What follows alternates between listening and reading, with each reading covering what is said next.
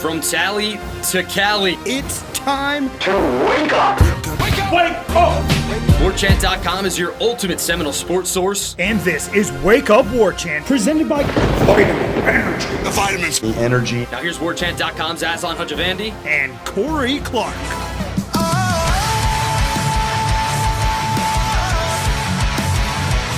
Wake up! It's Wake Up Warchant, presented by Vitamin Energy. Coming up on today's show, practice observations from Wednesday. The Noles getting better? How do you feel about that, everybody? Greg Sankey, being a jerk. We don't know why. And we're generating discussion sparked by Cummins. Wake Up Warchant, presented by Vitamin Energy. VitaminEnergy.com. Promo code WarChamp BOGO. Usually we do live shows. Vitamin Energy branded all over the screen. No live show this week, but thanks for being here, everybody. Still, though, the promo code rings true to this very day, this very minute. So go use it. VitaminEnergy.com, promo code WarChamp BOGO, WarChamp BOGO. Buy one, get one free. Still rocking with the Immune Plus Extra Strength Blue Raspberry flavored. This might just be like a dessert almost, if like a midday dessert, if you will, because the 7 hours of energy is going to be there. So probably don't take it at 9 o'clock at night as a dessert. But it tastes great. 7 hours of energy, 260 milligrams of all natural caffeine, plus 45 milligrams nearly of green tea extract. So you're going to be humming along, everybody. Focused, dialed in, feeling good. Round and round, up and down, circular. Feeling it. Feel the flow. Warchant.com, ultimate Seminole sports source. Won't you subscribe? Only $1, 2 months. FSU1, that is the promo code. Corey Clark is a senior writer, lead writer for Warchant.com. He's here now, everybody. Give it up one time. How are you, Corey? Lots of people, by the way. I'm good. Sorry to jump in front of you already. But lots of people, Twitter, comment section, a lot of people sending out good vibes to your sister. So hopefully that paid some dividends for the family. Yeah, it was great news, actually. As good as you could hope for. Best case scenario, textbook, all the things we wanted to hear, we heard on Wednesday. So that was very, very good news. It's still not an easy, perfect road. But, yeah, it seems like it went absolutely as well as we could have ever hoped. So that was good news on Wednesday. Okay. Now back to this football team. If you don't mind, may I? All right, so, Cora, I thought, listen, Tuesday was about as bad as I've ever seen it probably. It was not good. Body language, attitudes, execution, like nothing looked really good at all. So very low bar to go with. Wednesday, I thought, looked considerably better. I think Josh Farmer even mentioned that he's like, I think he even kind of mentioned that he didn't like the way they practiced on Tuesday, liked the way they came out on Wednesday. I'm like, what led to the difference? He's like, I was fed up with losing. You would hope they would have been fed up with losing after the third one, but I digress. We'll cut him a little bit of slack. Period 3, they started off really good, Corey. Very crisp. Brock at the controls. 2 completions. The second one was like a dot over the middle of the field to Hakeem Williams. That was really good to see. But the first play is kind of what sticks in my mind. It made me feel, a glimmer of hope here is that like that SMU week and maybe even going into Memphis week, period 3, the first play, it felt like every single time they never had anything happen. Like DJ either threw it away, missed the target, or last week I remember he just ran out of bounds. Like he ran out of bounds right at the sticks. So you end up having 2nd and 10 in that situation, maybe 2nd and 9. First play, Brock is, rolling out, and he's kind of going through his progressions. Like, I don't know if he was going through progressions or just trying to buy time for somebody to shake free and get open. But he eventually settles for Lawrence Toafili for probably about a gain about 4 yards, which isn't, great shakes, but you now go from 2nd and 10 last week to 2nd and 6. And when you are as challenged as this offense is, I don't know if this is trying to breathe too much life into something, but won't that really help significantly when you have, advantageous leverage like a 2nd and 6? I mean, that's what made this offense so dynamic last year was that obviously it was that talent, but they could do anything they wanted in any down and distance. This team cannot do that. But when it's like 2nd and 6, you can't necessarily pin your ears back, and you necessarily can't just, divide or, divert all your resources to stopping the run. So I think there was a little bit more confidence out of Brock. The offensive line held up, I thought, a little bit better. Now, granted, I don't think they threw all the bulls at them, so that could kind of maybe affect the things. But how heartening is it maybe to hear the fact that Florida State will be able to keep themselves out of bad down and distance situations? I mean, we'll see, man. It's a Wednesday practice, right? It's not all that heartening. It's a Wednesday practice. Peter Woods wasn't practicing against them. So we'll what's his name? Who's their linebacker? Carter or Trotter? Barrett Carter. Trotter's gone, yeah. And then Wade Wood. Yeah, they got. Yeah, I mean they got. You look, man, and they got AJ Terrell's brother. None of those guys were on the practice field against Florida State. So I do think what you hope for with a guy that can escape a little bit is that you won't have, there's not like DJ gets sacked every possession, but those plays where he feels the pressure and just throws it away, well, those are wasted plays. Okay, now it's 3rd and 10, or now it's 4th and 4, and you got to punt. Like Brock Glenn should be able to, if it's a 1st and 10 play and it's just not open, the guy's not open, there's nobody open, he can scramble around until maybe somebody gets open just for those 5 yards. Or he could run for those 5 yards. He's not going to bust a 70-yard run probably, but he might bust a 7-yard run. And 2nd and 3 is better than 2nd and 10. 2nd and 3 is about the only way this offense can survive on Saturday. So that's where I get encouraged. I want him I want to – the middle of the field is big. I want to see him exploit that and use that. That would be great. But just – the simple plays, the simple passes, the open passes, like the checkdowns, scramble, avoid pressure. If your primary guy's not open and you can find Toafili out in the flat or underneath, do it. And that's how you can live to fight another day, gain some first downs, because they don't do that. They're one of the worst in the country at first. Well, I mean, they're one of the worst in the country at everything, but I think they're like 126th in first downs. Just everything about it. So I guess, yeah, obviously 2nd and 5, 2nd and 6 is where you want to be against Clemson as opposed to 2nd and 10. But it's more about the rest of the season. Nothing you could tell me about what happened on Wednesday would make me feel any different or more confident about what's going to happen Saturday. But it would make me feel more confident about what's going to happen against Duke in North Carolina and Florida. So that's heartening, I guess. Yeah, I guess to your point, it's what I guess I'm trying to convey is that there was like noticeable growth from Tuesday to Wednesday. Now, I don't know if he's going to be able to build that much improvement day after day, week after week, but if he can just, I don't want to be all cliche, like go 1% better, but like if he can just continue to progress every single week, then, you might find yourself in late November thinking, okay, well, our checklist, our off-season checklist, maybe we have one of those things a little bit figured out. But we'll see, because after those 2 completions, there was a false start. They used a timeout, and then there were 3 straight incompletions. Shaheem dropped one of those incompletions. So it set up a cash down, though, and probably was the absolute best throw of the day for Brock. A sideline shot down the field, probably 25, 30 yards to LaWayne McCoy, who had to jump up for it, kind of twirl around. Very similar to that B.J. Gibson play that we talked about in yesterday's show. Brought down huge gain, like really big boost out of everybody that was there. Felt very organic. Like there's these plays they do every day, Corey, when you've seen them out there where, it's like everyone's like, all right, let's go celebrate this big play and try to create some kind of positive momentum at practice. But like that was a real like, okay, nice. It was 4th down on that. So big gain on that one. However, 2 incompletions after that, and then pressure got to him and the ball got knocked out of his hand for a fumble. And that was a wrap on the period.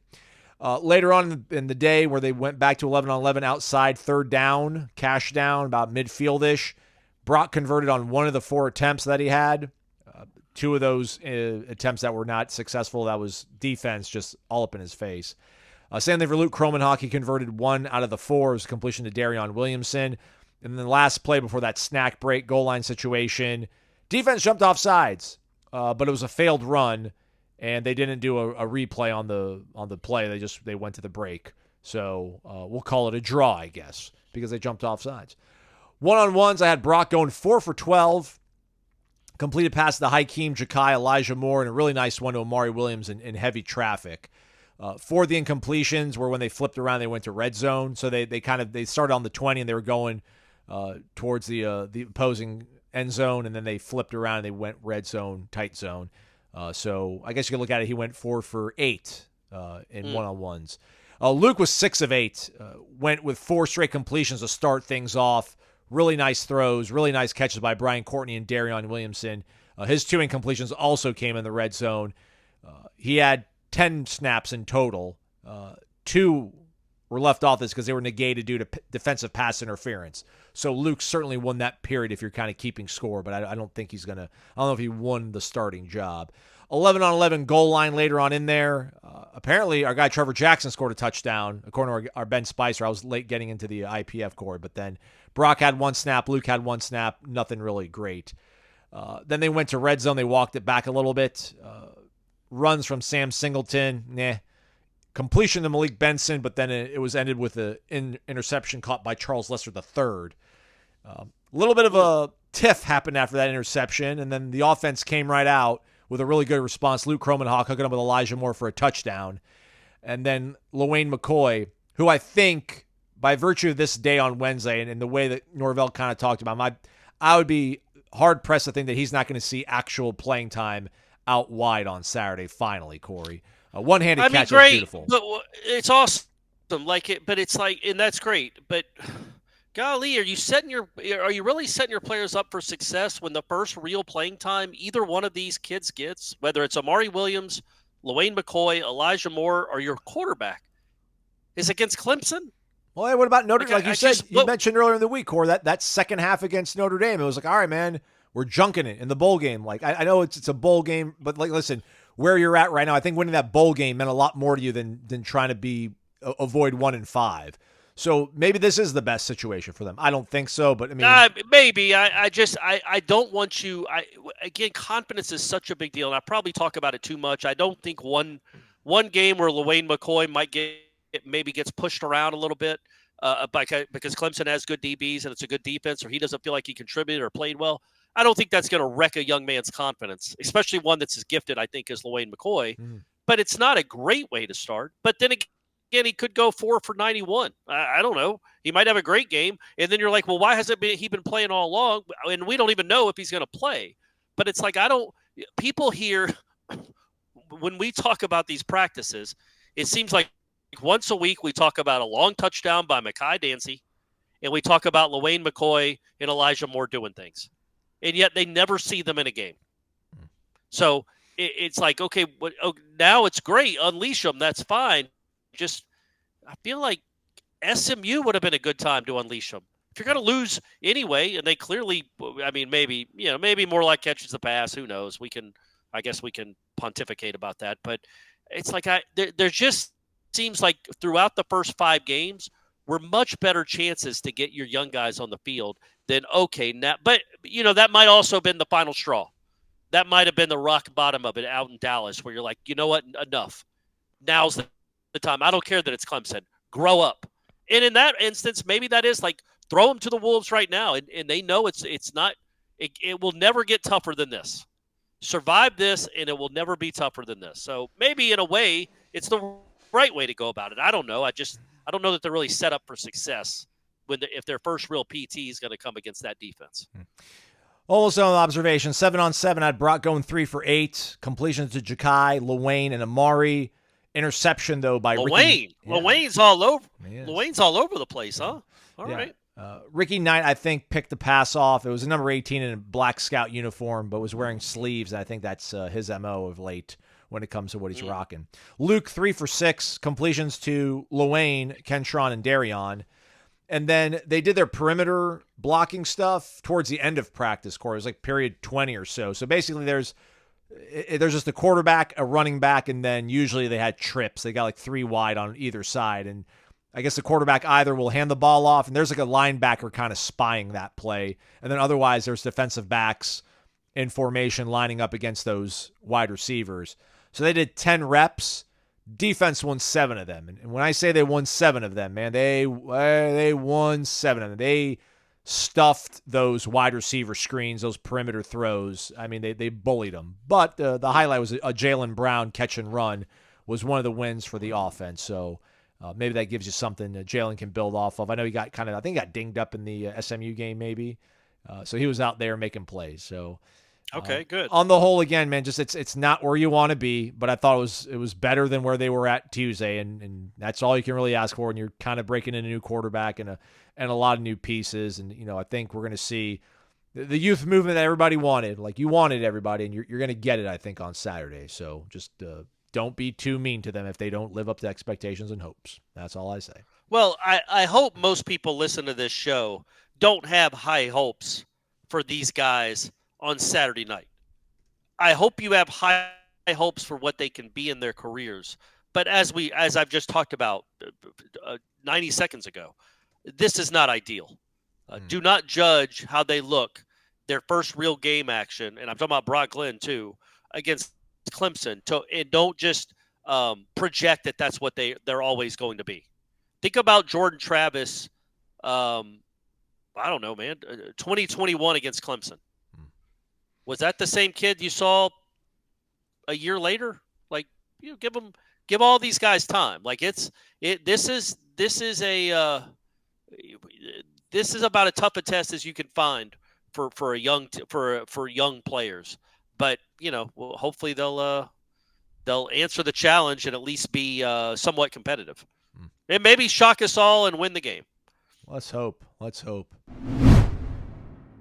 Football's in full swing, and fall is right around the corner, if not already at our door. Have we hit fall equinox? I don't know. I'm not sure. But fuel up for both with Factor's no prep, no mess meals.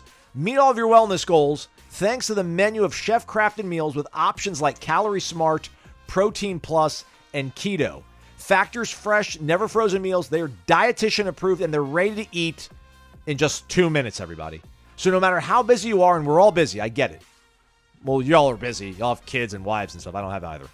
You're always going to have time to enjoy nutritious, great-tasting meals with Factor. So make today the day you start it off and you change it all up with a new healthy routine. What are you waiting for? Make every day delicious by treating yourself to restaurant-quality meals that feature premium ingredients like filet mignon, shrimp, and even blackened salmon. Head to factormeals.com/wakeup50. Use the code WAKEUP50 to get 50% off your first box plus 20% off your next month. That code is WAKEUP50 at factormeals.com/wakeup50. Again, 50% off the first box, 20% off your next month while your subscription is active.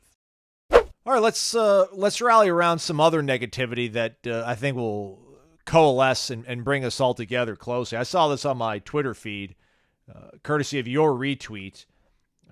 Apparently, SEC Commissioner Greg Sankey was on a regional radio show here in the Southeast and was quoted as saying, I guess apparently earlier in the week, this college, what are they called? College Sports Tomorrow apparently wants to create this Super League, and I guess they released some of their mock-ups, like 60, 70 team super conference, if you will. There was like a Southeast conference that had Florida and Miami, or maybe I don't know if Miami was, but like Florida State, Florida, UCF. We were in the same division, and there was one with like Alabama and Auburn, a couple of those teams in the same division.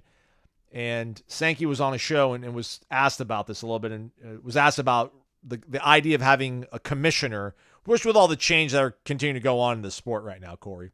And his quote was, "I've studied a little bit on the idea of being having a college football commissioner." Or I guess it's him being the college football commissioner, right? It's not just a college football commissioner. It'd be like, you be it, Greg. What are your thoughts on you being the commissioner? Right. I've studied it a little bit, and I come back to I don't want to dumb down the Southeastern Conference to be a part of some Super League notion with 70 teams that some people speculate would happen. They want to be us, and that's on them to figure it out, not on me to bring myself back to earth.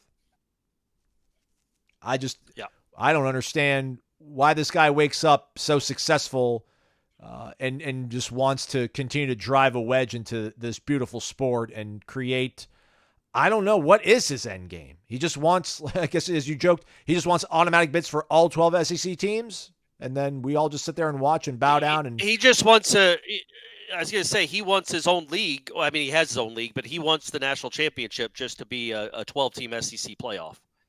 Like the SEC tournament in basketball, but it's for the national championship. That's all he wants. That's what he expects. That's what he hopes for. He thinks he's doing a service to his universities and programs, which I guess he is technically, but not obviously understanding the what it does to the sport. It's whatever, man. This sport, greed ruins that. Greed can ruin everything. This sport has been going down this track for a long time, and it's just when you hear the most power, and he's the most powerful person in the sport. There's no denying that. There's no arguing that. When you hear him say stuff like that, or I guess I didn't hear it, I read it. You realize that if nobody gets a hold of this thing, this is what's happened to it. It's like hedge fund managers running the world.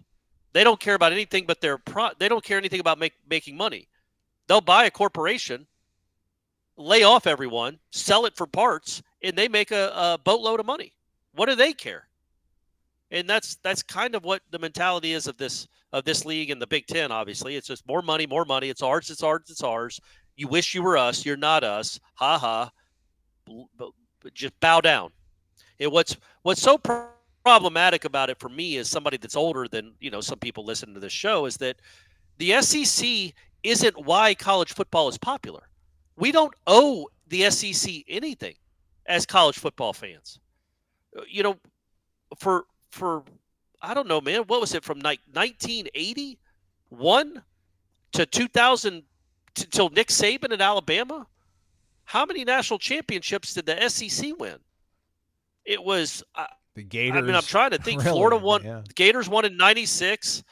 Georgia didn't win anything. Oh, the Mississippi schools have never won anything. Alabama beat Miami that one year when Alabama was a huge underdog.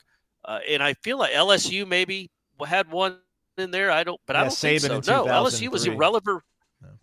Yeah, so LSU was irrelevant for 2.5 decades. Georgia was irrelevant for 3 decades. Nationally, I'm talking about, mostly irrelevant. Alabama had bad coach after bad coach until Saban. It's like the sport isn't popular because of the SEC. The sport is popular because of the Florida States, the Miamis, the Texases, the Ohio States. I know Texas in the SEC now. USC, Penn State, Washington, along with Georgia, Tennessee. Tennessee's one. Alabama, LSU. Like they help build the sport too, but they're not solely responsible for the sport. Florida State and Miami in the 80s and 90s, along with Notre Dame mixed in there, are incredibly important to the growth of college football, to making it a billion-dollar industry. And it's as if that doesn't matter. Greg Sankey was born on third base and thinks he hit a triple, or thinks he born on home plate and thinks he hit a home run. Man, the guys that got you to home plate are the Ohio States, Florida States, Miamis, and name other schools. Man, that's. Again, the SEC has some big-time programs, but they aren't the only reason that college football is this popular. So that's why it's just, I don't know, it's just disheartening. But it's not surprising. It's just disheartening, and it would be really nice if somebody that in power, that had real power, cared at all about anybody else but themselves. But that's probably too much to ask. Yeah, I just don't understand, like, it almost sounds like you don't want to compete against anybody else because you're so awesome. Where it's like, well, you guys have your SEC championships. So, like, why do you guys even bother to be in the playoff then? Just go ahead and figure it out August through December, and then leave the rest of us to figure out a national champion because we're playing all across the country. It's a very bizarre take because is he just trying to? It just sounds like he wants to foolproof their success moving forward, which I guess as the commissioner, that's maybe his job, but. It just seemed like they want to get such a huge resource advantage over everybody and anybody that's not them that they're never gonna be in a competitive level with the rest of us. They're just gonna be so far ahead of everybody. But that's not what made the NFL great. The NFL got great because of all the parity, and it wasn't just because the Cowboys won every single year. Every single team had a chance. So what's even the point of having intercollegiate athletics if you're trying to create such a huge gap that you have no competition? It's a bizarre thing. I get it. There's no way. Like the NFL is, like I told Jeff Cameron on the headlines. It's like, yeah, man, when the Tampa Bay Bucks go 3-14 in 2009, you don't then think in 2010 or 2011 you're going to be a horrible team because it's the NFL. You could turn it around real quick.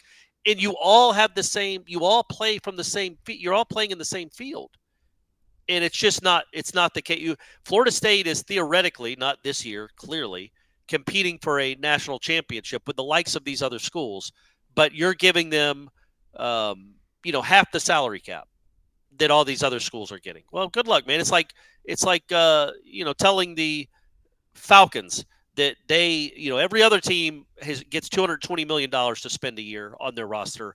Falcons, you get 108. So good luck. Good luck. We're going to judge you. We're going to make fun of you when you're bad, but good luck with it. And that said, let me preface it's not a preface because it's after the fact. Epilogue. I'm going to epilogue it by saying that none of this is to blame for the disaster of the Florida State season.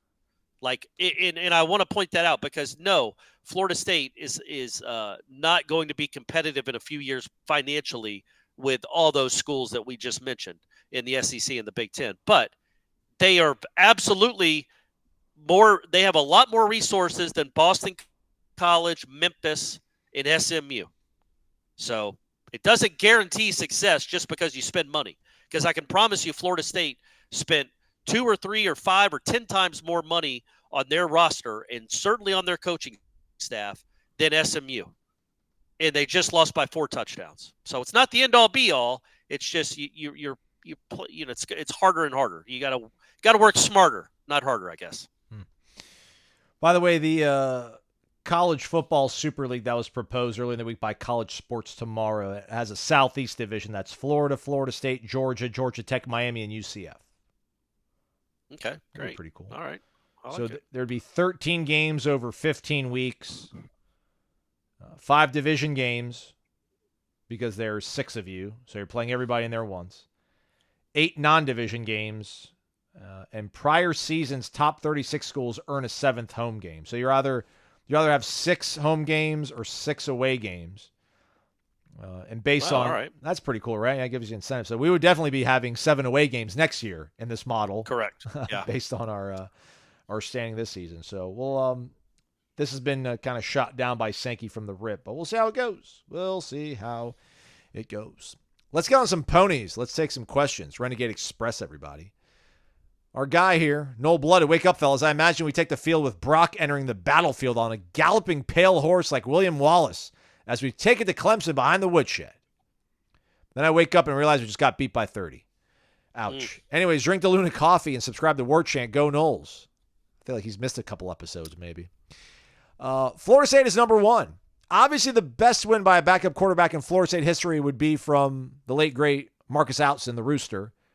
But if Brock does turn October into Brocktober with a Brock-led win and a win over Clemson, does that earn him a number 2 spot in FSU lore? Would Brock miraculously leading Florida State to a 500 record be the best feel-good story for Florida State this century, not counting 2013, of course?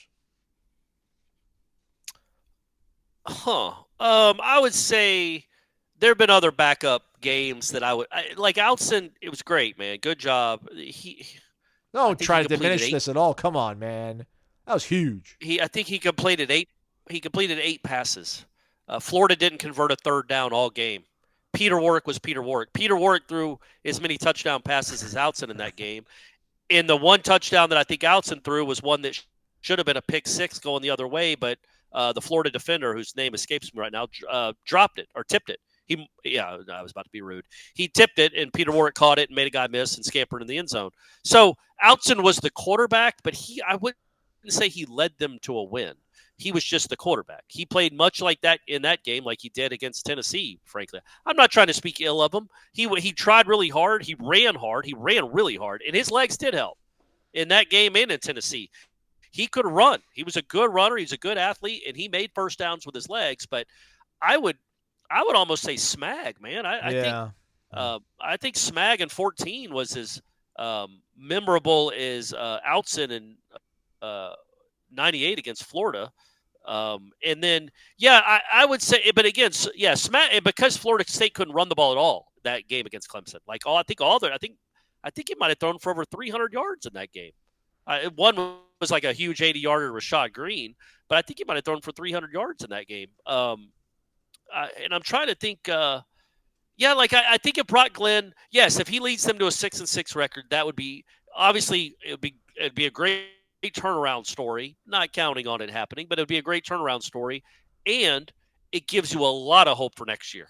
A lot of hope, which would be that's almost as important. Probably is as important. But then if he beats Clemson, like in one hand, I'm like, yes, that's unbelievable. That's a huge win. But it makes you 2-4. So I don't know that I put it on the same level as Outson winning a game that got them to the national championship, or Smag essentially winning a game that got them into the playoff as far as importance. But it would be much more surprising than either one of those outcomes were.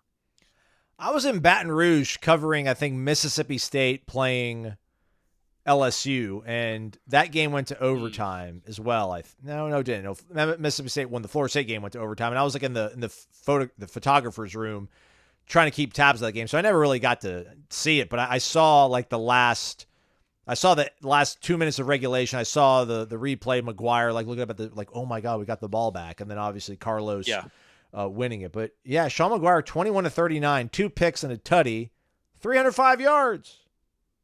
Yeah. How many yards did they rush for? Can you see that? Florida State net rushing yards. Ooh. 13. Yeah. How many did Dalvin Cook? That was before Dalvin was playing. Yeah, just one carry for 3 yards. Carlos Williams had 10 for 49. Mario Pender 8 for 20. So did Sean McGuire get sacked for 47 yards of losses? 46. Oh my God, Sean, throw the ball away. Holy cow, man. 46 yards. Actually, 49 because he had a positive run of 3 yards. So he had negative 49 yards of rushing. Yeah. That's got to be close to a record. Yeah. Holy moly. I remember. But yeah, that was a great win, and he hit Rashad for that big touchdown to tie the game. Yeah. Cole Stout started that game. He went 3 for 5 with 40 yards and didn't turn the ball over. Or did he fumble it? Because he didn't have a pick. He missed. I think they had a 4th down that they went for early in the game, and he had a guy wide open and missed him. And then Dabo's like, I guess I'll play Deshaun. And then got real quick for the rest of his career. That's back when Deshaun Watson was a good quarterback. My God. I just cussed again. I'm sorry, buddy, but it's unbelievable how bad Deshaun is. That's crazy too. Deshaun Watson and Trevor Lawrence are probably right now 2 of the worst starting quarterbacks in the NFL. Might be, I don't know who's on par. Will Levis? Like, it's amazing how bad Deshaun Watson and Trevor Lawrence look. So let that be a lesson if you're looking to add a Clemson quarterback. Oh, yeah, recruits don't go to Clemson. You're not going to get developed properly, you know? I just meant like if you happen to be in the portal looking for a quarterback, choose a different school. Or that. Yeah. Okay. Our guy Marlon Joker down in Miami, he's off the Norvell bandwagon. Fundraiser idea T-shirts, Freedom Youngins with pictures of Tribe 24, hoodies that say the real ones, all proceeds to fund the new coaching staff. He might be okay with Norvell. He's just talking about the rest of the staff. No, he started a thread that has the fire emoji and then it says Mike's name after the fire emoji. Still love you, Marlon. Well, I get it, man. We're all frustrated. I get it. Well, and look, I think our listeners are savvy enough and to know that he's not going to get fired. Florida State can't afford that kind of buyout, nor necessarily should he be fired. Or not necessarily. He should not be fired for one bad year after 19 straight wins. But holy moly, is it a bad year? And you're looking at a historically bad year, which means that he might actually be on the clock next year.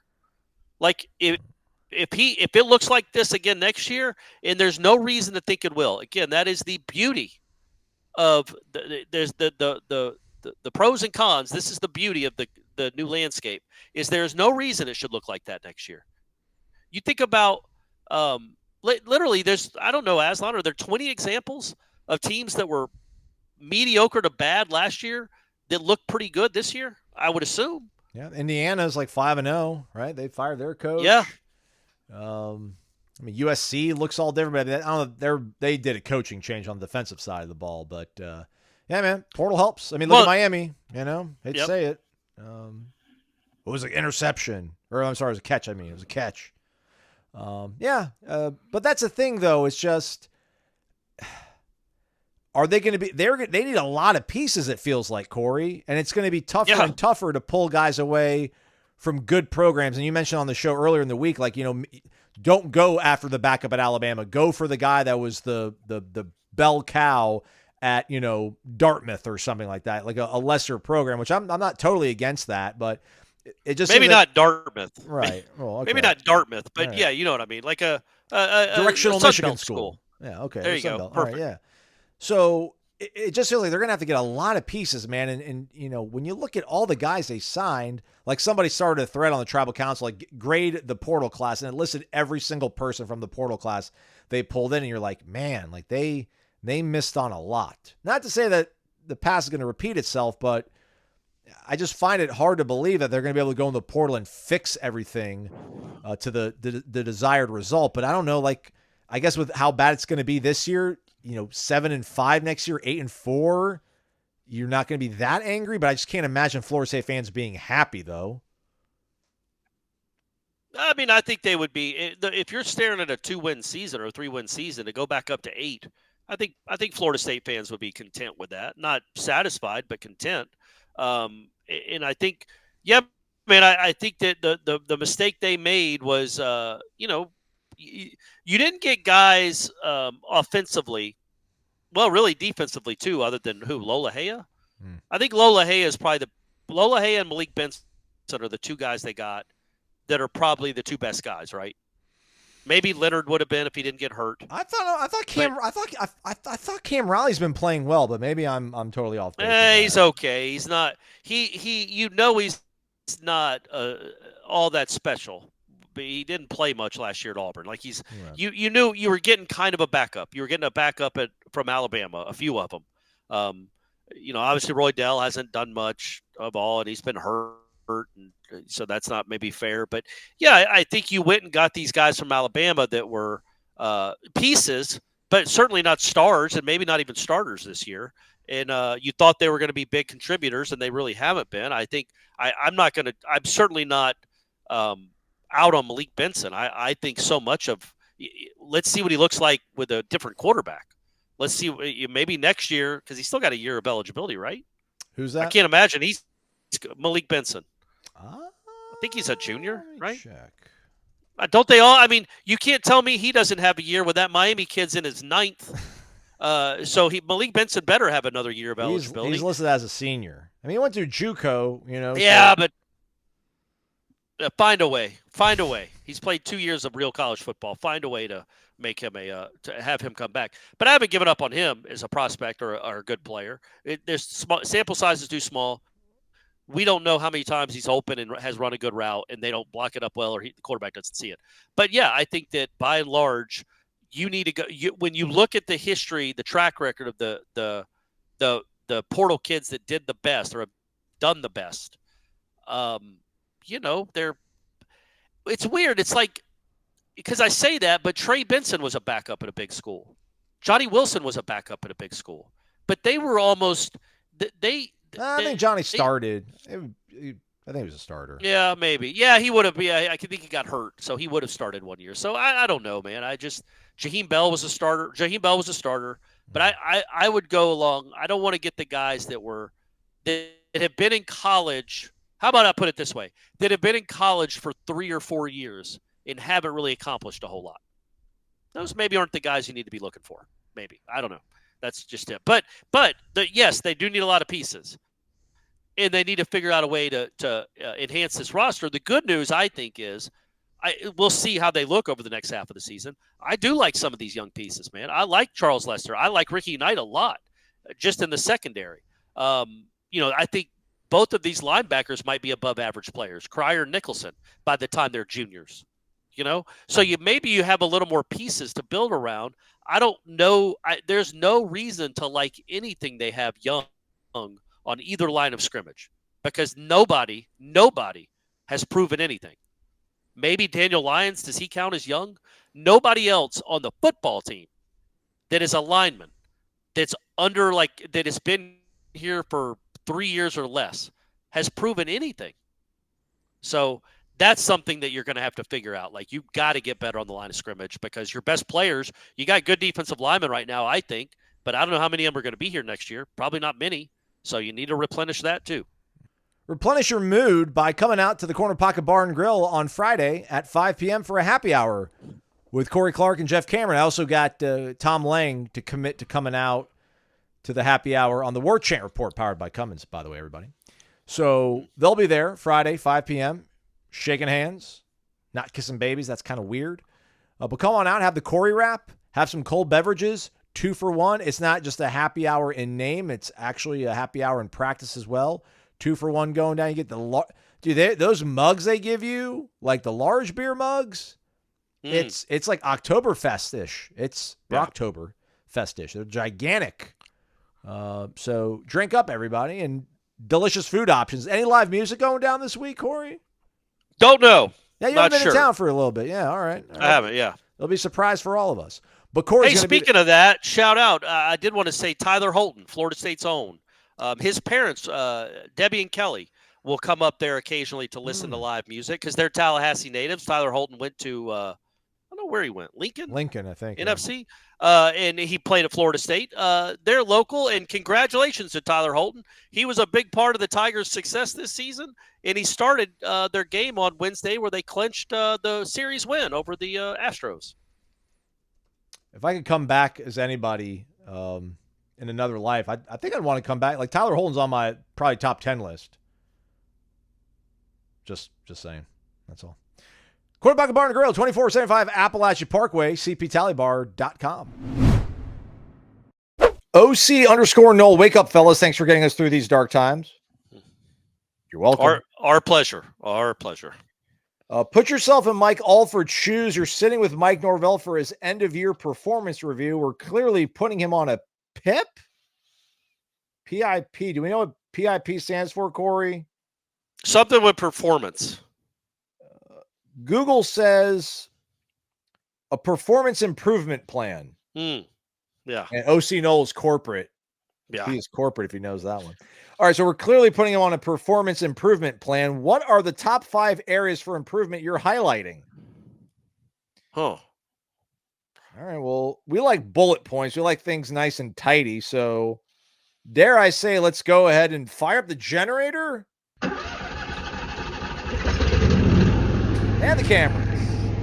Corey doesn't get any more excited the entire week as he does when we do this, and he gets to crank on that generator. Thanks for being here. It is Generating Discussion, sparked by Cummins. Give them a follow over on Instagram. Cummins Lifestyle, it's all one word. Get to check out all the cool things they're doing with their RV that's crisscrossing the country. It will be in South Bend, Indiana, November 9th for the Florida State Notre Dame game. I'll be there too. We're going to have it turned around by then. I certainly hope so.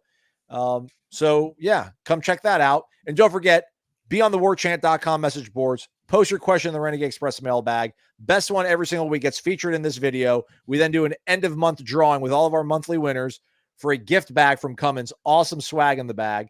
And then you also get entered into the grand prize drawing for either a free portable generator or portable power station. These things are hugely valuable this time of year, all the time of the year. So be a member, get involved in Generating Discussion, sparked by Cummins. All right, Corey. So as I flash this up on the screen for us here, and I eliminated you, and actually I would never want to do that ever again in my life. I don't know. 5 seems like a lot. Yeah. Who's got time for that? Honestly, I don't even think he would. I don't think Norvell or Alford's going to have 5. Yeah. But look, you absolutely ask in great detail, what are you going to do to fix the offense? Give me your bullet points on what you're going to do, step by step. Let's go through it, and you tell me number one, what happened this year that was a failure, why it happened, and how you're going to correct it. But that is absolutely, that's number 1, number 2, and number 3. I think you cannot miss a quarterback. What is your plan at quarterback? I think number 2 is you're going to have to get a new coordinator on one side of the ball. So either you don't trust your offense any longer, or you think the defense needs to have a little bit more teeth to it. And I think number 3 is, what is our plan for recruiting? Yeah. What is the budget we need? Are you going to keep using the portal? How sustainable is that? Did you just miss on guys, or is there no longer the amount of talent that's in the portal as there was in years past? I need some sort of idea of how we're going to replenish this roster and then sustain it. Those would be my three things. I would literally sit down with him and I'd go over the good portal guys he's had. So look, man, we can't keep saying, are you going to use the portal? He absolutely better, or they got no chance next year. There's not enough talent on this roster that's underclassmen to think that they're going to have some big turnaround without hitting the portal. But I want to know, like, legitimately, okay, give me your 10 best portal guys that you've gotten since you were here. And then tell me why that didn't happen this year. Why was Tatum Bethune such a much better signing than Sean Murphy? Why was Keon Coleman? Now that seems obvious. Why was Johnny Wilson such a better signing than Jaylen Brown or Malik Benson? Or Jarian Jones over Earl Little. Or Dylan Gibbons over Richie Leonard and TJ Ferguson. Like, on and on. Like, what? Trey Benson over Roydell Williams. What did you see in those guys? What was the evaluation process there compared to what went wrong this year? Because I know some people want to blame the general manager. It all is at Mike Norvell's feet. He okays everything. This roster is his. There's not one single player on this roster, not one, that Mike Norvell didn't give the okay to. So at the end of the day, that's all his responsibility. So yes, I would basically the improvements. I mean, there's I don't know if there's 5, but there might be 100. Like the whole roster needs areas of improvement. So every single player, almost. So that would be like, I would want to know in great detail what happened with the roster, and what, more importantly, give me the Cliff's Notes version of why it was so bad. But what are you going to do to fix it? What do you need to fix it? Are we just throwing more money and more bodies at the problem? Or do you have better people in mind? A way to evaluate that works better than clearly what you did last year? Like, on and on and on. But again, the main focus is your offense is a disaster. How did it get this way? And how are you going to fix it? What are you going to fix it? And yeah, like Aslan said, quarterback. What's the plan there? I almost want like the question to almost be framed, not so much like, what did you do to be so awesome in 2023? I want to be like, what did you do for it to be this bad so that we avoid this from ever happening? Because I don't know if you can replicate 2023 like on a consistent basis. Maybe you're hoping that we can get that every 3 or 4 years. I know that makes some people mad. Ohio State doesn't think like that. Alabama doesn't think like that. I get it. Whatever. But I almost want the question to be framed like, what did we do to make this roster happen, this season happen? Because I want to make sure that never, ever happens again. I don't so much care about how you made 2023 awesome. Why did 2024 suck so bad? Yeah. We need to make sure that never happens again. Yeah, but also I would say this. I don't think it's ever out of the realm of possibility for Florida State fans to expect that their team contends for an ACC championship. That's not asking too much. I mean, they're going to, what are they going to finish? 1-7 in the conference or 2-6? Like that I don't. And if you're contending for an ACC championship, you are kind of contending for the playoffs. So I think that's the baseline of the expectations. But yeah, I was saying more along the lines of, not explain to me why 2023 was so good, but what happened in the evaluation process from then till now, where you missed on so many guys, where you hardly missed on anyone 2 years ago. They're literally like, I don't know how many transfers they brought in. I don't know that you'd say they absolutely whiffed on anybody not named like Marcus Cushney. No offense, Marcus, but he was the only one that like, you're like, that didn't really play out. Every other guy seemed to contribute, some in huge, huge ways. And in this transfer portal class, nothing. I shouldn't say nothing.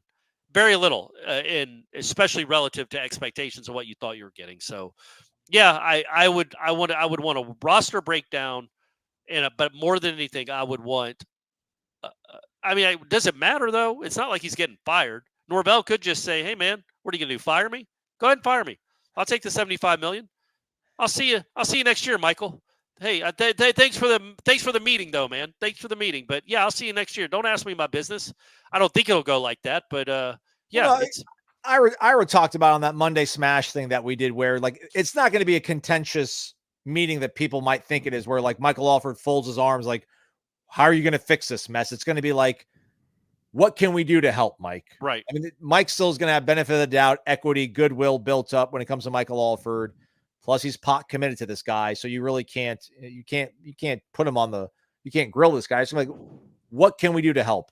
What do you need resource wise, human resource wise, financial resources, so that we can get this thing fixed? In your estimation, it's going to be a very cooperative, sort of level of conversation. But also Alford is trying to raise money for the university, for the athletic department, and obviously for the football team. If you just stand pat after an awful season, that will have to be explained to Mike Norvell. Is we can't just stand pat. We've got to have a plan in place, and we've got to market that plan immediately to what it's going to be, to the people that matter, to the people that pay your salary, my salary, and Johnny Quarterback's salary. They all have to know and believe that this won't happen again, because this is a sunk cost. This year was just wasted money. They might as well have set it on fire. Our bet on Georgia Tech on the money line, they could have done a lot of better things with their money than that. So I think that's what has to be just completely understood by Mike Norvell. Is it's going to be hard to give him any sort of roster if the people that pay the bills aren't convinced that he's going to make real changes that make this a success again very soon. All right. Shout out to OC_Nole. He is the weekly winner. He'll get dropped into the September batch of picks. I think he'll be the September. Oh shoot. I think we actually, should we have done the drawing for September? I'll figure it all out. I promise. We'll give a monthly winner out September gift bag, and he'll be entered into the grand prize drawing for that portable generator, portable power station that I mentioned. It's all courtesy of the awesome people over at Cummins. All we ask is that you show them some love by going over to Cummins Lifestyle on Instagram and giving them a follow. We probably wouldn't be doing a show right now if it wasn't for Cummins. So go do it, everybody. All right, last one of the day, Corey. Let's go to Winkles, that avatar. It's Mike from Central Arkansas with them braids. Wake up, boys. Does the fat shirtless guy reading a book make a comeback Saturday night? What if he were the groundhog, so to speak? His appearance portends the bottom of FSU's woes, and it's only up from here. Sign me up, I would say. I would say it's going to be too crowded to have and I'm not going to call the man fat. But what a tan that guy had, by the way. The dude reading the book, he was shirtless. Wasn't he shirtless? He was. Which is, when you're going shirtless in jeans. I mean, I think he was in jeans. It's in public. You're confident in public, yeah. So no, I don't think there'll be that many empty seats, at least in the first half. Plus, why would he be shirtless when it's nighttime? So that's probably not going to happen. But yeah, I mean, I wouldn't say that was rock bottom, but it was close for the entirety of the program. That there's been some rock bottom moments, but that was close. That was and it was understood. Like, why would you be? I think somebody actually went and talked to him, and he said that he was there with his daughter and her friend. They were students, and he was bored. Obviously, we all were. So he just decided to read a book. So let's hope it's not like that on Saturday night. And I don't think in fact, I know this Clemson team isn't as good as that Clemson team was. And I don't think this Florida State team is as bad as that Florida State team was. But they need to go ahead and prove that to me. Yeah, I don't know. It'd be good to know that it's going to get better from here. And I think, well, this season's going to be so bad that it's unfathomable to imagine it being any worse next year. But I guess it's the anxiety, right? It's just, and I don't know. I'm projecting based on what I'm seeing from the comments and social and things like that. Again, I was late to arrive on the Mike Norvell bandwagon, so I'm going to probably be the last one off of it. But I just think there's so many people that are like, oh my gosh, 1 year wonder, 2 year wonder, whatever you want to call it. He's not it. So I think if they could just know that, like, hey, Saturday night's probably going to be really rough, but I can assure you it is going to get better sooner than later. Just hang in there. But there's just so much unknown right now around this program and whether or not Mike really is him, So yeah. Well, and there's no certainty that it's going to get better. Yeah. So I understand the trepidation, and I understand the concern. It's I didn't like anything about the way that defense played on Saturday. They played with no aggression. They looked like a completely different team than the one against Cal. And you're like, okay, so you only play like you're fired up. You only play with passion and urgency and aggressiveness when you're at home. But when you're on the road, you start catching ball carriers and start falling backwards again. And there's no – I didn't see all those rallies to the ball, Aslan, when there were 11 guys in the picture and they were all Garnet. I didn't see any of that against SMU. Why is that? Yeah. Because you're actually playing a decent offense? Is that what it is? You weren't playing the worst offense maybe you'll see all season? I would like to see that. If I can just see that, man, like I did against Memphis, really. I thought they played hard against Memphis on defense. I want to see that against Clemson. They're going to make some plays. You're almost certainly going to lose the game. It might not even be close. But, man, go play with some pride. Because if you don't, if you go get your head stomped in, yeah, I do think that says something about where this what this roster is made of. And there needs to be an upheaval, not just in the coaching staff, but in the people you recruit or the way you recruit, whether it's in the portal or high school, because you don't want a team that just is okay losing like this. And, they've made a point of it in the press conferences, I thought, to try to challenge the players, to kind of hold them to account, because they haven't done a lot of that in the last 5 years. It was a different tone with all of those coaches. And I want to see what that looks like, because they talked all that talk on Monday, and I know this is a small thing. It's a detail, and it's a dumb one. It's something they probably shouldn't even do anymore. But on Tuesday, there was one player running with Norvell. A lot more on Wednesday, though. They came back. But what does that even mean? Yeah. I don't know if people saw that. I know you guys don't probably care. I don't know if it's a microcosm of the team or the way they practice. But, like, on Tuesday after a bad loss, there's only one player racing Norvell. And they don't have – I mean, maybe he should just get rid of the race anyway because it looks bad when you're 1-4. But there's only one player racing. It's all on Twitter. People are like wondering what that means. We talked about it because we film it every day. All the media films it there every day. And then the next day, there's 11 or 12 of them, right? Or half the team was racing them. So clearly there was a message sent by someone. Was it a coach saying, guys, you know how bad that looks? That y'all don't even care? None of y'all are going to race the head coach anymore? Because that's not good.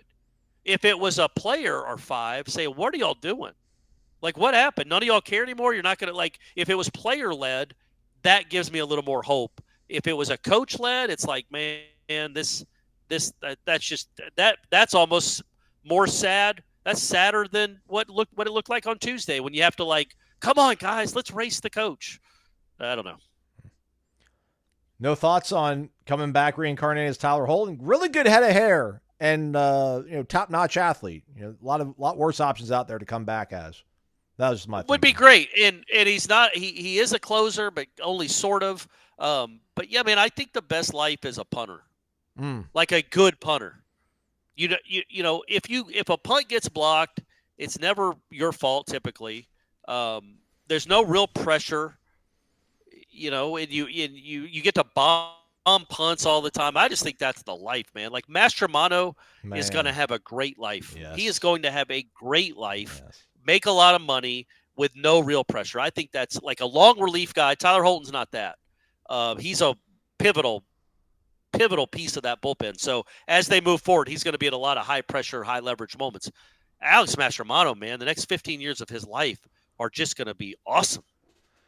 I can't think of anybody else in the sports world that I just would feel as confident in doing their job as like Mastromano. Mastromano, every single punt in practice, I am not exaggerating, every single punt in practice, he absolutely starches.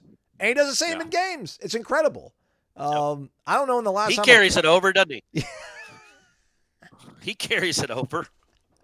All right. That's a good way. We'll put a bookmark in that one, and we are done.